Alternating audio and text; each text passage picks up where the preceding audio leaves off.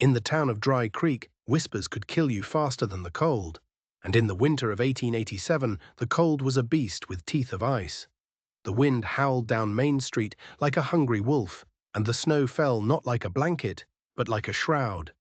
This was a place stitched together with silence and sorrow, a town where judgment was the only thing served hot. Every soul hunched their shoulders, bracing against a chill that had nothing to do with the weather. Elsie May Holloway knew that chill better than anyone.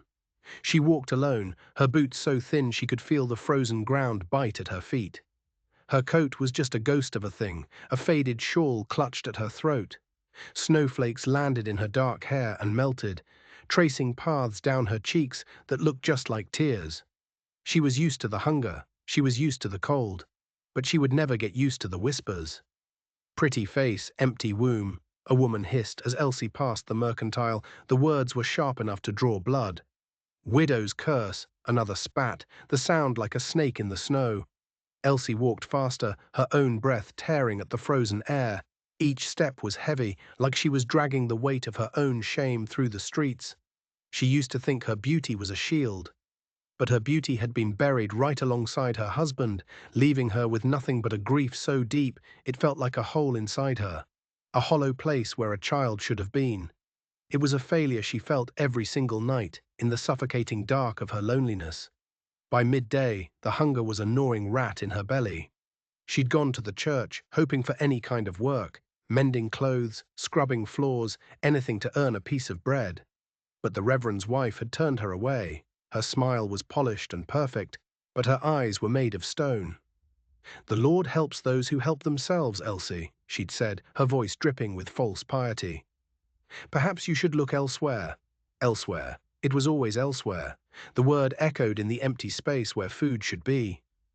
Elsie pressed a hand to her stomach as if she could physically quiet the ache.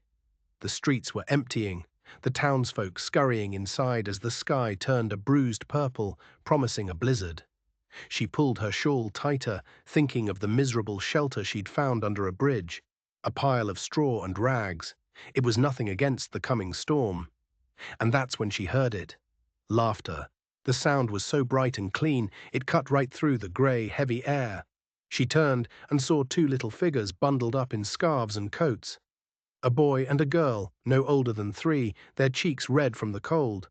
They were chasing each other, their oversized boots thumping on the boardwalk, their laughter a song in the frozen silence. They acted as if the world wasn't a cruel and heartless place, as if joy itself could keep them warm. Behind them walked a man. He was a giant, built like an oak tree, his shoulders broad under a worn duster coat. Snow dusted the brim of his hat. His face wasn't lined with age, but with a kind of heavy burden that settled deep in the bones. This was Finn Callahan, a man who looked like he'd stopped expecting anything good from the world a long, long time ago. But as the twins darted around his legs, Elsie saw something else, a gentleness. He reached down without breaking stride, his large, rough hand straightening a slipping scarf, tucking a mitten more securely into a tiny sleeve. His expression never changed, but the gesture was as soft as a prayer. Elsie's breath caught in her throat. Then the boy tripped. He went down hard, and a wail of pain and surprise ripped through the air. Before Elsie could even think, her body moved. Instinct took over. She was kneeling in the snow beside him, gathering his small, mitten-covered hand in hers. She murmured soft, nonsense words, the kind of soothing sounds that have nothing to do with meaning and everything to do with comfort. The little boy's crying slowed. He looked at her, his eyes a startling blue, the color of a winter sky just after a storm. He stared at her as if she were the only person in the world. And when Elsie finally looked up, she found Finn Callahan watching her. His gaze wasn't kind. It wasn't curious. It was sharp and assessing, like a man weighing a piece of gold to see if it's real. He looked right through her, and the heat of shame washed over her again. She was sure he saw everything the town saw, a penniless, cursed widow, a woman not even worthy of her own name. But he didn't say a word. He just gave her one short, sharp nod, then scooped his son up into his arms. "Thank you," he said. His voice was a low growl, deep and quiet, barely louder than the wind. Elsie wanted to answer, but the words were stuck somewhere in her throat, tangled up with fear and hope and a desperate, aching loneliness. She just stood up, brushed the snow from her skirt, and turned away. Her heart was hammering against her ribs like it wanted to break free. By late afternoon, the world went white. The blizzard hit Dry Creek like a fist, the snow coming down in blinding sheets that swallowed the town whole. Elsie stumbled to the church, huddling in the small alcove by the door. It was poor shelter, but it was better than nothing. The wind cut through her thin shawl like a razor. The cold sank into her bones until her teeth chattered uncontrollably and her fingers burned with a paradoxical fire. She buried her face in her knees and prayed, not for salvation, just for the strength to see the morning. She was so lost in her misery that she didn't see the shadow fall over her. A deep voice rumbled from above. "You'll freeze out here." She looked up and her heart jumped into her throat. It was Finn Callahan. The brim of his hat was white with snow, his eyes impossible to read in the growing darkness. The twins, Samuel and Clara, peeked out from behind his legs, their faces filled with a solemn curiosity. They weren't afraid of her. "I've nowhere else," she whispered. The truth of it shamed her, but there was no point in lying. Finn didn't move. He just stood there, a dark shape against the swirling white. The silence stretched out, filled only by the howl of the storm and the groan of the church sign swinging on its frosted hinges. For a long moment, Elsie thought he would just turn and leave her there. Another piece of human trash for the storm to claim. Then he extended a gloved hand. "Come," he said. The word was not a request, it was a command. "The barn's warmer than this." Pride fought a bitter war with desperation inside her, but her body had already made the choice. She was trembling so hard she could barely stand. She reached out and took his hand. His grip was strong and sure. He led her through the blinding storm, his children scurrying to keep up, their small forms huddled close to him. They walked until a looming shape appeared through the snow. His ranch. Inside the barn, the air was warm and thick with the smell of hay and horses and old wood. The warmth wrapped around her like a blanket, so sudden and complete that she felt dizzy. Finn found a quilt, rough but clean, and draped it over her shoulders. She sank down into a pile of clean hay, her frozen fingers clinging to the fabric. It felt like the only thing holding her together. "I'll not trouble you long," she murmured, keeping her eyes down, fixed on her own hands. He stood over her, the light from a lantern casting long, dancing shadows across his hard face. He studied her in that same unnerving way he had before. "You've troubled me none," he finally replied, "but it ain't safe for anyone to be out in this weather." She wanted to thank him again. She wanted to say something proper, something grateful. But the cold and the hunger and the shame had worn her down to nothing but raw, honest truth. The words that came out weren't the ones she intended. They were a confession, torn from a place deep inside her she thought she had locked away forever. She looked up at him, her eyes pleading. "I ain't pretty, sir," she whispered, the words trembling in the lantern light, "but I can take care of your kids." The offer hung in the air between them, raw and desperate. A plea for a purpose, a reason to keep breathing. Finn's face was a mask of stone. He didn't answer, he didn't soften, he didn't do anything at all. He just looked at her for a long, silent moment. Then he gave that same single, slow nod he'd given her in the street. And without another word, he turned and left her alone in the quiet warmth of the barn. The next morning, the world was silent, muffled by a thick blanket of fresh snow. Elsie woke up not to the cold, but to the sound of quiet laughter. Little Clara was sitting beside her in the hay, her small fingers clumsily trying to braid Elsie's dark hair. She was giggling, a bright, pure sound in the morning stillness. Samuel, the boy, solemnly pushed a chipped wooden horse into Elsie's hand. It was a gift, an offering. A strange feeling bloomed in Elsie's chest. It was fragile, but it was there. She found herself falling into a new rhythm, one that didn't revolve around her own survival. She mended a tear in Clara's mitten. She hummed a lullaby when a nightmare woke Samuel in the night. Each small act of care felt like she was stitching together the torn pieces of her own broken heart. Finn watched. He rarely came close. He would just stand in the doorway of the barn or watch from the porch of the main house. His silence was a constant presence. It wasn't disapproval, she didn't think. It was something else, something deeper. He looked at her, at his children, like a man seeing a strange new plant grow in his garden, unsure if it was a flower or a weed. He was wary of Hope, but he couldn't seem to look away. The town, of course, was not so quiet. The whispers followed her all the way to the Callahan ranch. They clung to the fence posts and slipped through the cracks in the barn walls. Women walking down the road would stop and stare, their lips moving, forming words Elsie didn't need to hear to understand. Scheming widow, ambitious, using those poor motherless children. Men in the saloon made crude jokes, placing bets on how long she'd last before Finn got wise and threw her out. Elsie heard it all. Every poisoned word was another small cut. But then she would look at the children. She would see the way their faces lit up when she told them a story, or the way they snuggled against her when she read to them from a worn-out book she found in the barn. And in their innocent eyes she found the strength to bear the town's hatred. One evening the sun was setting, painting the snow in shades of purple and pink. Elsie sat on a bale of hay just inside the barn door, mending a tiny rip in Clara's shawl. The needle moved back and forth, a small, steady rhythm against the vast silence of the landscape. Finn approached, his boots making a soft crunching sound in the snow. He stopped a few feet away, just watching her hands work. His face, as usual, was impossible to read.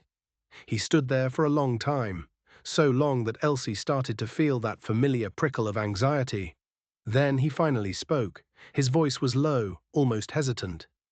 "You may not see it," he said, not looking at her, but out at the dying light. "But your heart holds more beauty than any face I've known." The words hit her like a physical blow. She froze, the needle still in her hand. Her head snapped up, and she stared at him.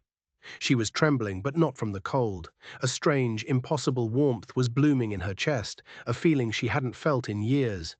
It felt like hope. And in that one fragile, breathless moment, as the last light of the day faded from the sky, Elsie dared to believe that maybe, just maybe, she wasn't invisible after all. But hope in a place like Dry Creek was a dangerous thing. The snow held on well into March, but the days grew longer, the sun a little stronger. A slow, fragile light began to touch the corners of the Callahan ranch. Elsie's life found a rhythm. She rose before the sun, her hands busy with firewood, with bread dough, with all the small, quiet tasks that make a house a home. Every time she braided Clara's tangled hair, every time she steadied Samuel as he stomped his feet into his little boots, she felt a stitch pull tighter, binding her to this place, to these children. It was a sense of belonging she was terrified to name out loud, because she knew belonging was as fragile as a snowflake. One harsh word, one suspicious glance, and it could melt away to nothing. And Dry Creek had a surplus of both. The town's gossip hadn't faded, it had sharpened. At the mercantile she could feel the women's eyes on her back, sharp as needles. In church, the pews behind her seemed to hum with their venomous whispers. Widow, infertile, schemer. The words were a constant litany, a poison she had to swallow every single day. She tried to bear it in silence, but silence has a weight. And it followed her home, sat with her by the fire, haunted her in the quiet of the barn. It wasn't that she believed them, not really. But shame is like a weed. Once it takes root, it's almost impossible to pull out completely. Finn heard the talk too. His brother, Silas, made sure of it. Silas showed up one afternoon while Finn was mending a fence line. He was a different kind of man than Finn. Where Finn was granite, Silas was sand. He shifted and changed, his smile easy, but his eyes hard. "You're a good man, Finn," Silas said, slamming a nail into a post with far more force than necessary. "But you'd best think clear. A woman like that, no family, no children of her own. Folks talk. They say she's weaving a web, trying to trap you." Finn just leaned on the fence post, his breath a white cloud in the cold air. He didn't answer right away. He thought of Elsie's hands, how they were always busy, always gentle. He thought of how she had nursed Samuel through a fever, never once complaining. He thought of the way she got down on the floor to play with the children, treating their small world with a kind of quiet reverence. Finally, Finn spoke, his voice low and steady. The children don't cry for her to leave. But that night the poison found its way to Elsie. She was outside the barn, the lantern light spilling out onto the snow, when she heard voices from the house. It was Finn and Silas. She couldn't hear every word, but she heard enough.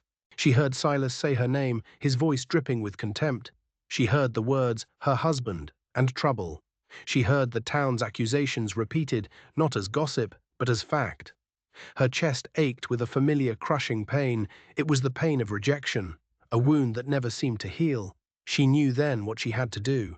She couldn't let her presence ruin Finn's name. She couldn't drag him and his children through this mire of suspicion and hate. She had to leave. She went back to the barn and gathered her few pathetic belongings. The shawl, a comb, a little scrap of blue ribbon Clara had given her. She would slip away under the cover of darkness. The new snow would cover her tracks. It would be like she was never there, a ghost passing through. She was just about to step out into the cold, her small bundle clutched to her chest, when a sound pierced the night. It was a child's cry, a desperate, heartbroken wail. Samuel, he had woken up from a nightmare and found her gone from her spot in the barn. His cries echoed across the ranch, a sound of pure grief. The sound froze her. It rooted her to the spot. Her heart, her head, her feet, they were all at war. Go, the world screamed at her. Stay, the child's cry pleaded. A moment later, the door to the house flew open. Finn stood there, silhouetted against the light. His children were clinging to his legs, their small faces streaked with tears. His eyes found hers across the snowy yard. His face was grim. "You were leaving," he said. It wasn't a question. Her voice was a raw, broken thing. "It's better this way. The town, they won't stop. I can't let them drag you down with me." Clara, half asleep and crying, reached a small hand out towards her. "Don't go," she whispered, the words simple and devastating. Finn's jaw tightened. He took a step forward, the twins moving with him like they were part of him. "You think I care for their talk?" he asked, his voice a low rumble. It wasn't anger, it was something else, something fierce and protective. "Let them talk. Their tongues have never soothed my children's fevers. Their hands have never mended their clothes. They have never looked at my son and daughter like they are the most precious things on this earth." He took another step, closing the distance between them. "Don't you see?" he said, his voice raw. "You've already given them more than this whole town ever could." The words should have comforted her, but the doubt was still there, a cold knot in her stomach. "I'm no mother, Finn," she whispered, the words tasting like ash. "I can't be." He just shook his head slowly, a strange look in his eyes, a look that was part pity, part something she couldn't name. "You are what they need," he said, but as he said it, she saw a flicker of something else in his gaze, a shadow of a secret. And a chilling thought took root in her mind. He wasn't just talking about the children. The days that followed felt like walking on a wire stretched over a canyon. The fragile peace was gone, replaced by a tense, unspoken thing that hummed in the air between them. Finn's words had kept her there, but they hadn't solved anything. In fact, they seemed to have made things worse. The town of Dry Creek saw her continued presence as a challenge. Their judgment sharpened into a weapon. It came to a head when Reverend Clark called a gathering of moral concern at the church. It wasn't a suggestion. It was a summons. Finn knew what was waiting for them. Elsie could see it in the hard set of his jaw. But he walked into that church with his head held high, his children clutching his hands. Elsie followed a few steps behind, her eyes on the floor, feeling the hostile stares of the entire town burning into her back. The room was buzzing like a hornet's nest.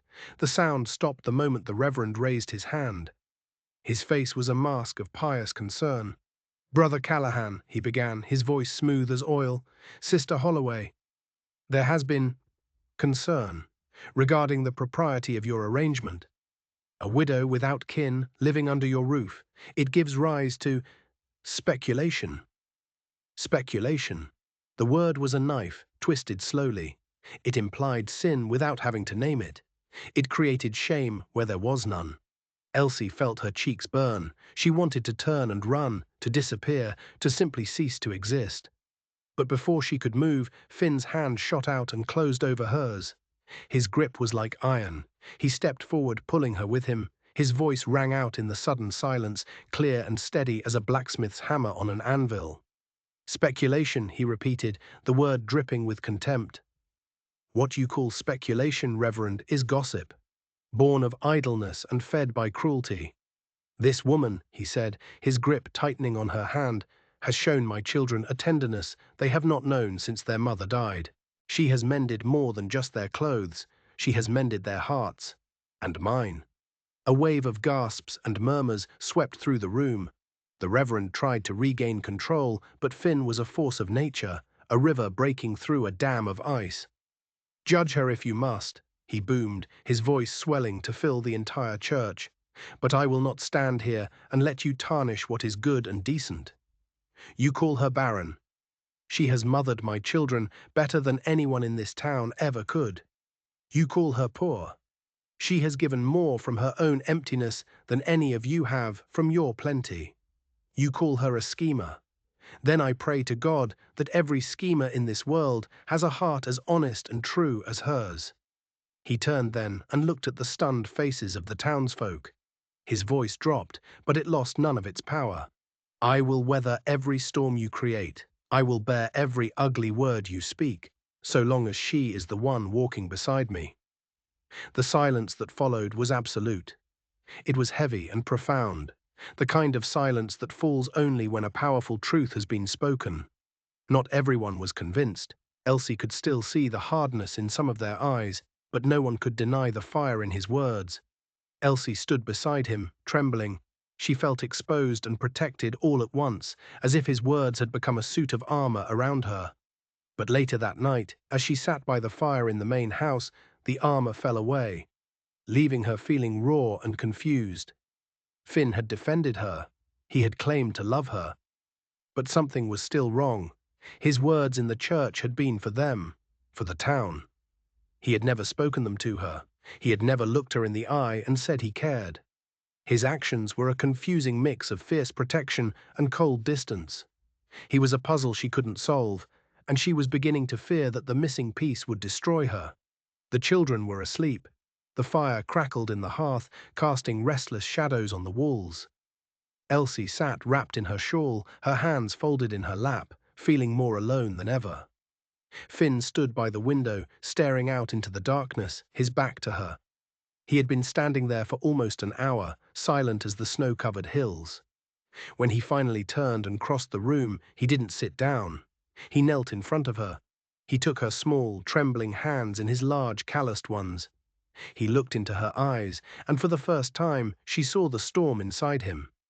His gaze was fierce, but it was also filled with a deep, aching pain. What I said in the church, he began, his voice rough, was the truth, but it wasn't the whole truth. Elsie's heart pounded. She didn't know what to expect. A confession? An apology? A dismissal? Elsie, he said, his voice breaking, I need your help. It was not what she was expecting. My help? With what? He took a deep breath, his eyes never leaving hers. My wife? Martha. She didn't die from a fever. She was murdered. The air left Elsie's lungs in a rush. The room seemed to tilt. Murdered? By who? Why? I don't know who, he said, his jaw tight, but I know why.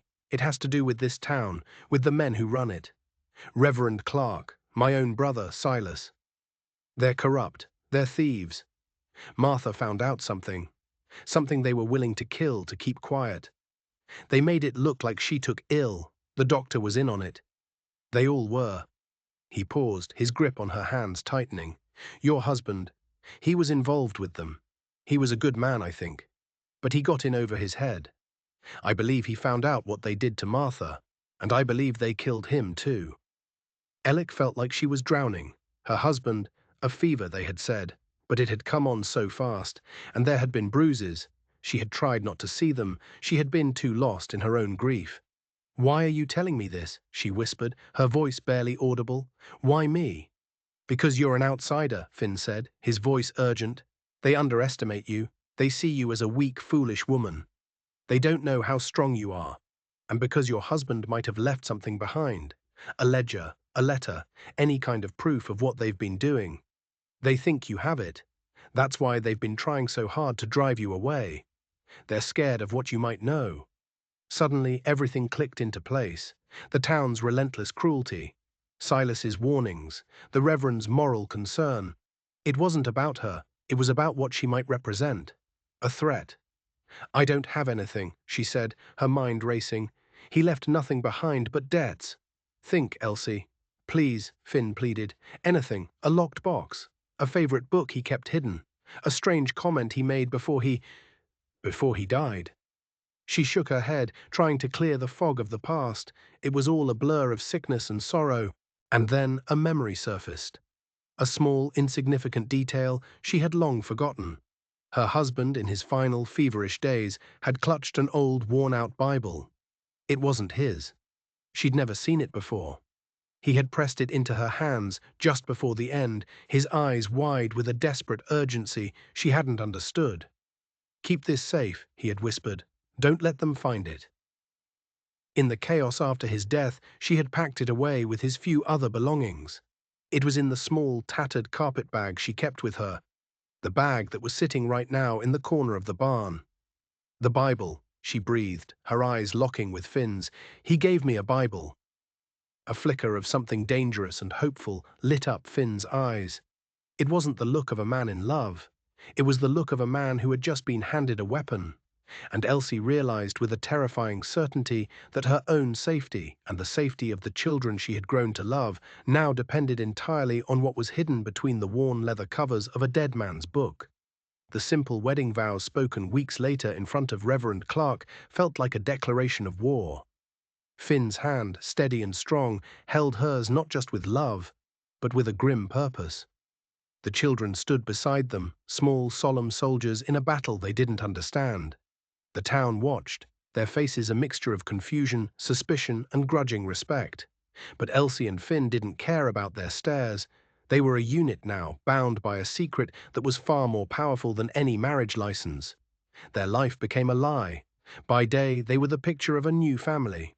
Elsie tended to the house and the children, her laughter ringing through the small cabin. Finn worked the ranch, his movements calm and methodical. They were careful, so careful. They smiled at their neighbors, they attended church, they played their parts perfectly. But by night, when the children were asleep and the world was dark, they became conspirators. They would sit at the kitchen table, the old Bible open between them, the faint light of a single lantern casting long shadows on the walls. Elsie's husband hadn't been a religious man. The Bible wasn't for prayer, it was a ledger. Hidden within the verses of Isaiah and Psalms were names, dates, and numbers, faint pencil markings, almost invisible to the naked eye. It was a detailed record of every crooked deal, every bit of stolen land, every bribe that had passed through the hands of Reverend Clark and Silas Callahan. It was a map of their greed, and tucked into the very last page, folded into a tiny square, was a letter. It was from Martha, Finn's late wife. Her handwriting was shaky, hurried. She had written it the day she died. "They know I know," it began. "Silas was here, the Reverend. They spoke of the land titles, the way they cheated the homesteaders. Finn, my love, they are not who you think they are. Your own brother, he is a monster. If anything happens to me, it is not God's will. It is their greed. The proof is with Thomas Holloway. He is a good man. He promised to keep it safe." The words were a ghost's cry for justice. Every night Finn would read them, his face carved from stone, his heart breaking over and over again. This was the weapon he had been looking for. This was the truth that would burn Dry Creek to the ground. But they had to be smart. Silas and the Reverend were powerful. They had the law, the church, and the town's fear on their side. A direct accusation would be dismissed. They would be branded as liars, or worse. They needed more than just the ledger. They needed one of the men to break. Their target became Silas. He was the weaker of the two. The Reverend was insulated by his holy robes, but Silas was just a man. A greedy, nervous man. Elsie began to play a dangerous game. Whenever Silas would visit the ranch, she would be accidentally reading the old Bible. She would leave it on a table, open to a page with her husband's faint markings. She started dropping hints in conversation, innocent-sounding remarks about her late husband's meticulous bookkeeping, or how he never trusted banks. She was laying a trap, baiting it with Silas's own paranoia. And he was beginning to bite. He started watching her, his eyes narrowed with suspicion. He would show up at the ranch unannounced, trying to catch her off guard. He asked too many questions about her husband, his inquiries slick with a desperation he couldn't quite hide. He was starting to unravel. Finn watched it all, his patience a tightly coiled spring. He knew this was a long game, a war of nerves. But seeing his brother, the man who had helped murder his wife, sitting at his own table, smiling at his children, it was a poison in his gut. Every day was a struggle to maintain the mask of the calm, stoic rancher. The children were their anchor. In the midst of all the lies and secrets, the love they had for Samuel and Clara was the one true thing. Elsie would hold them close, breathing in the innocent scent of them, and it would give her the strength to face another day of deception. She was no longer just a scheming widow. She was a mother fighting for the future of her children, for the memory of the woman they had lost. One evening Silas went too far. He arrived late, smelling of whiskey. Finn was out in the barn. Elsie was putting the children to bed. Silas cornered her in the narrow hallway of the cabin. His friendly mask was gone. His face was ugly with fear and rage. "What do you know?" he hissed, grabbing her arm. His grip was brutal. "What did that fool husband of yours tell you?" "I don't know what you're talking about," Elsie said, her voice steady despite the terror racing through her veins. "Liar," he spat, his face inches from hers. "I see you with that book. I know what you're doing. Give it to me, and I'll see to it you and Finn are left alone." It was a threat and a confession, all in one. But before Elsie could respond, a small voice piped up from the bedroom doorway. "You're the bad man," Samuel said. He was standing there, his small body trembling, his blue eyes wide with a terrible, knowing sadness. "You're the man who made Mama cry." Silas froze. He stared at the child, his face draining of all color. He had forgotten the children. He had forgotten that they had been there, that they had seen him. And in that moment of shocked silence, the front door opened. Finn stood there, his face a thundercloud. He had heard everything. The game was over. The trap was sprung. Silas saw the look on his brother's face, and he knew. He knew that there was nowhere left to run. The confession came pouring out of Silas like a burst sewer pipe. It was ugly and pathetic. A story of greed that had spiraled into murder. He had never meant for Martha to die, he sobbed. He and the Reverend just wanted to scare her. But she wouldn't back down. She had threatened to expose them. So they had silenced her. And when Thomas Holloway had come to them, consumed with guilt and threatening to go to the marshal, they had silenced him too. It was the same story, twice told. A story written in the blood of good people. Finn didn't say a word. He just listened, his face impassive, his eyes as cold and dead as a winter sky. When Silas was finished, a blubbering wreck on the cabin floor, Finn simply walked over to the fireplace, picked up the length of rope he used for hog tying, and began to tie his brother's hands. There was no rage in his movements, no satisfaction, just a quiet, terrible finality. The next morning, Finn rode into town with Silas tied to his horse. He didn't ride to the sheriff's office. The sheriff was one of theirs. Instead, he rode straight to the church. It was Sunday. The building was full. He walked down the center aisle, dragging his brother behind him, and stopped at the foot of the pulpit. Reverend Clark froze mid-sermon, his face a comical mask of shock and horror. The whole town stared, their mouths agape. "This man," Finn said, his voice echoing in the hallowed silence, "has a confession to make. Don't you, Silas?" And as the whole town watched, the truth finally came out. Every sordid detail, every stolen dollar, every life destroyed.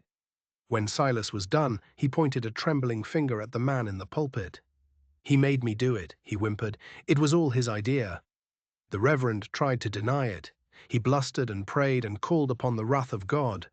But the truth was afire, and it had caught. It swept through the pews, burning away the years of fear and deception. The people of Dry Creek finally saw their holy man for what he was, a thief and a murderer, hiding behind a Bible. There was no trial. There didn't need to be. The town's justice was swift and absolute.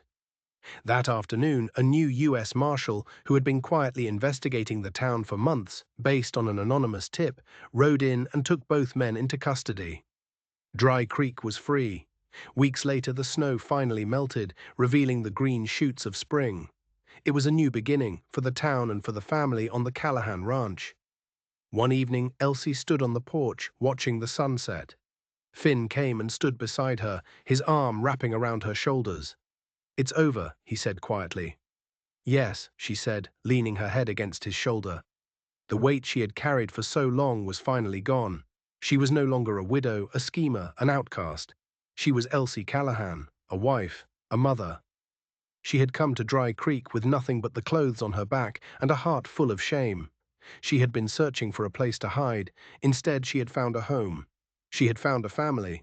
And she had found a truth she never expected. That real beauty wasn't something you saw in a mirror. It was something you forged in fire. It was the strength to stand up when the world tried to crush you. It was the courage to fight for justice, even when you were afraid. And it was the love that grew in the ashes, patient and sure, strong enough to warm even the coldest of winters.